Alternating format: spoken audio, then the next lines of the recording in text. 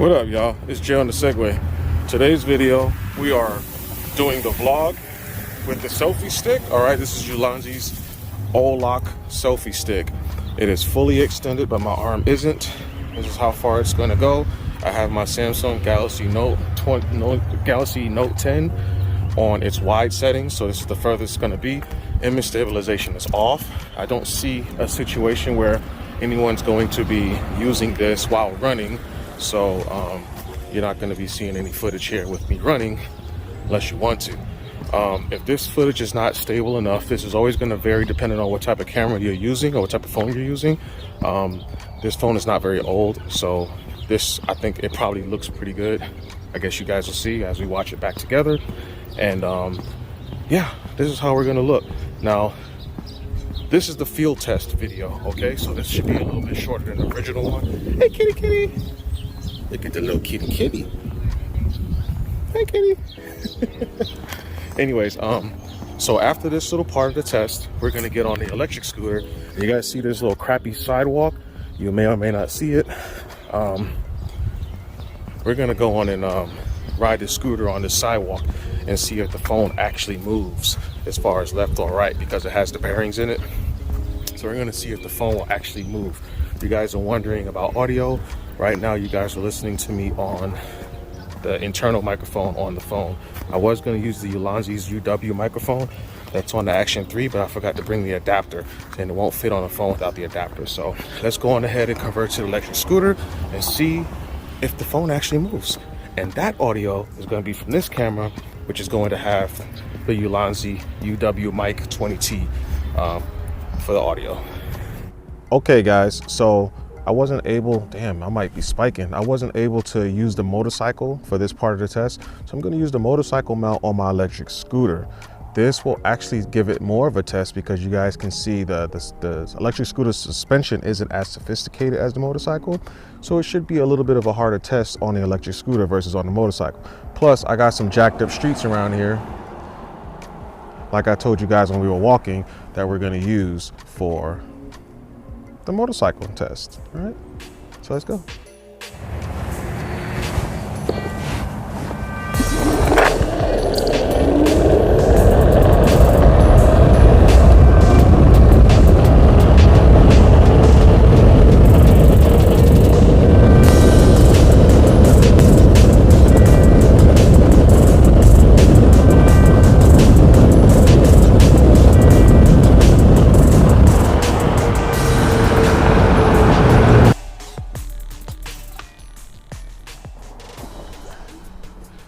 All right, y'all, we got some things to talk about when it comes to this electric scooter.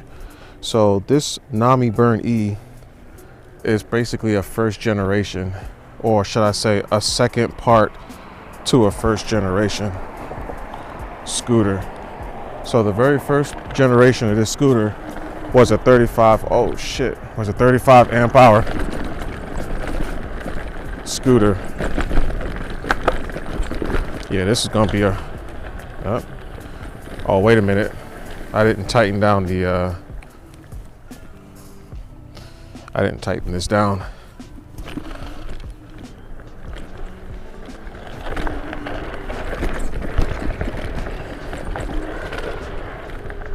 You see what I don't like about,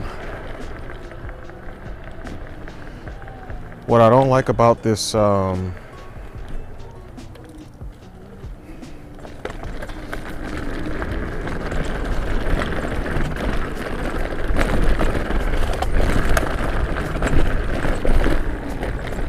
okay,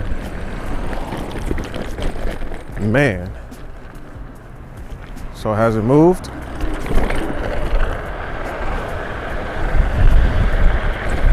Looks pretty stable to me.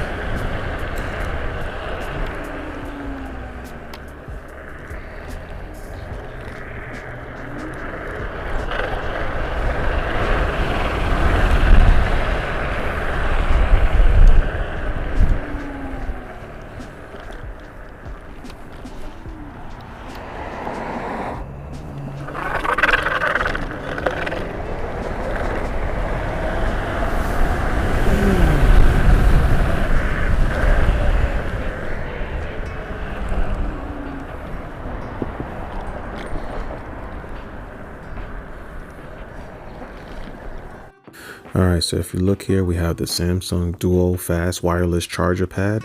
This thing is a 15-watt charger per unit or per item. So with the cell phones, it'll be 15. With the Samsung watches, it'll be 5 to 10 watts, I believe.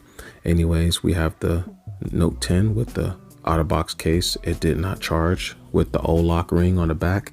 So we have the Note 9, and you see it's charging. We got the red light there. So the Note 9 by itself does charge. Okay, so now we're going to take the O-lock ring. Okay, we're going to place it on the pad. All right, and we're going to take the Samsung Note case. This is an out-of-box case. Now this is thinner than it could be because there's a soft silicone pad that goes over that hard plastic that I put down first, and so we can see it is not picking up a charge with the out-of-box back plate on it. So what we'll do now is we'll remove the back plate. We'll take the actual Note 9 by itself, place it on top of the O-lock ring, and see if we get a charge. And boom, we have a charge. So now you guys know that if you want to use your cell phone with this O-lock kit with that adhesive plate, you want to go on and make sure you either have a very, very thin case or no case at all over your phone. So you have some choices to make, guys. All right, y'all, that was the field test. Let me know what you guys think. All right, was it good? Did that thing move? Is that sturdy enough for you guys? It's got slight shaking that goes on with it, but I think that's normal. It's just, you know, a lot of vibration from the electric scooter. And like I told you guys, the electric scooter's suspension is not as sophisticated as a motorcycle. So if you guys want to go on ahead and get this, I think it's a good idea. Remember that the charging setup, you have to have a really thin case. The out-of-box case just didn't seem to charge. No matter which charger I used, it wasn't working with the Note 10 Plus. So when I hooked up the Note 9 with the actual sticky adhesive, you know, mounted up, you guys saw the video, it actually started to charge. So you're probably gonna have to have something like that going on, which means, you know,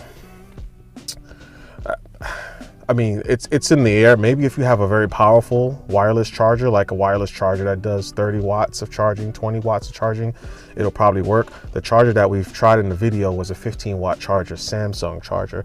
I don't think that really matters, but we have Samsung phones that I was using when I was trying to charge it. Like I said, the Note 9, when I just had the adhesive O-lock on the back of it up against the charger, it started to charge. So maybe if you get a really thin case for your phone, if you want some sort of protection, just in case it falls out of your hand and you know you don't want it to get damaged, then maybe a really thin phone case will work. You guys can go on Amazon for whatever phone you have and maybe just look for a cheap one just to try it out if you guys want to invest in this O-lock system.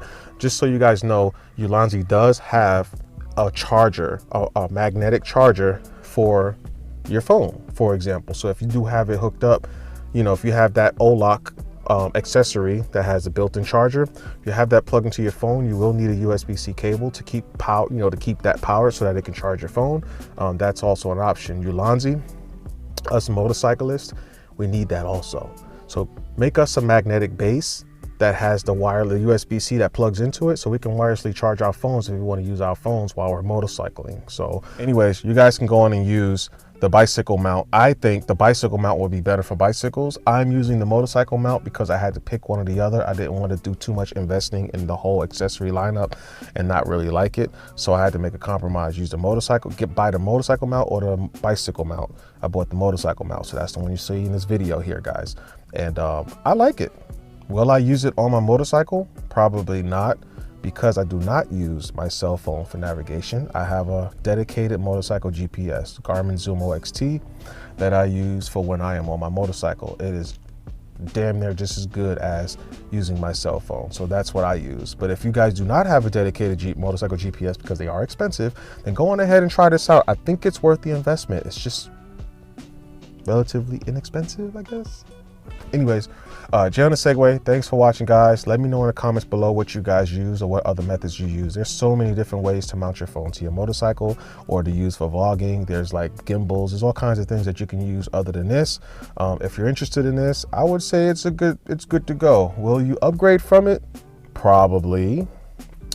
So it's not necessarily a small accessory kit as far as the tripod goes. It's not necessarily small. It does have a smaller footprint when you fold it up, but it's not necessarily small. But it's smaller than the gimbal. So anyways, if you guys want to see me do a video, because I do have an actual cell phone gimbal, if you guys want to see that video of me comparing the two, you really can't compare a tripod to a gimbal though. You get what I'm saying? The tripod is just quick, boom, you got the thing, you got your little selfie stick, and you're good to go. A gimbal, you got to like power it on and mess around with settings and stuff like that. There's a little bit more to it. But anyways, Jay on the Segway, thanks for watching, guys. Hope this video brought you value. If you haven't seen part 1 to this video, go on and look in the description below. I did the part 1 kind of going over these accessories a little bit more in detail, and this microphone system, which, by the way, you're listening to me on the Ulanzi UW Mic 20T. I just got one microphone all the way inside this hoodie somewhere. Hear that? Yeah, that's me. Yeah, thanks for watching, guys. All right, peace in the bottle, hair grease. Oh. If you like the video, like and subscribe, okay? If you want to watch more videos, I do random videos on things that I buy. This is one of the things that I invested in. Maybe one day I'll start getting sponsored. They'll start sending me stuff. Ulanzi. Till then, I'll see you later. Peace. Okay, I don't know if you guys see it, but this right here, it's got loose on me while I was riding. So when you guys are using the motorcycle mount, make sure you have everything tight. That's what this supplied Allen key is for. Before you set your phone up on this and go riding, make sure you have it set the way you want, because this thing has different positions. Boom, that's another position. That's one, that's one.